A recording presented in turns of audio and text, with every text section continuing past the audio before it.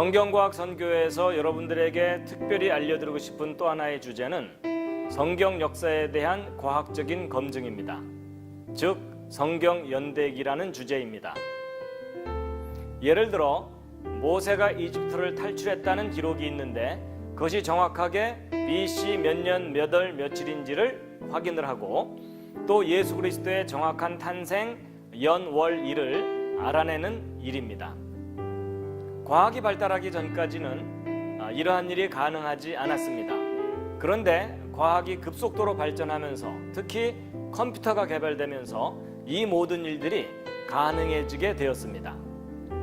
역사가 흘러간 후에 지나간 역사 속에서 어떤 사건들이 있었는지를 정확하게 정리하고 또 예언된 내용들을 정확하게 정리한 후에 그 둘을 맞춰 보았을 때 정확하게 일치한다면 누군가가 이 세상 역사를 섭리하고 다스린다는 강력한 증거입니다.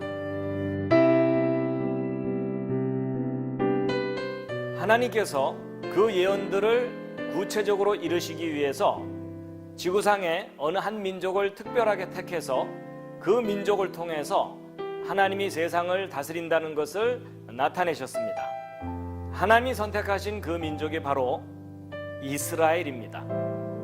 세계 지도를 펼쳐놓고 보았을 때 이스라엘이 위치한 자리는 역사상 세계에서 가장 위험한 장소입니다.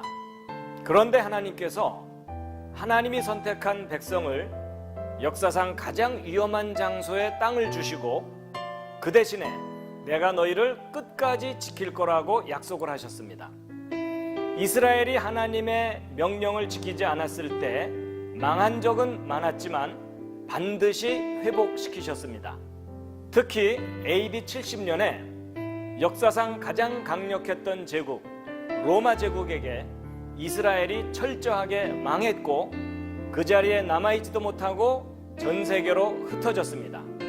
그런데 놀랍게도 AD 70년에 망한 이후로 1878년이 지난 후에 1948년에 이스라엘이 전 세계에 흩어져 있던 이스라엘이 그 자리로 돌아와서 나라를 다시 세웠습니다.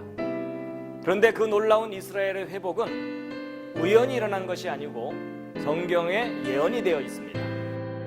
우리 시대에 그 사건이 일어난 것입니다. 예언이 역사 속에 정확하게 이루어졌는지 확인하는 일은 예언의 의미를 분명하게 드러내는 일입니다.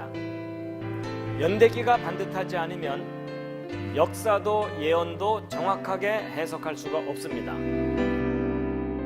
연대기가 반듯하게 정리되면 역사도 예언도 정확하게 확인할 수 있고 예언의 의미를 선명하게 깨달을 수가 있습니다.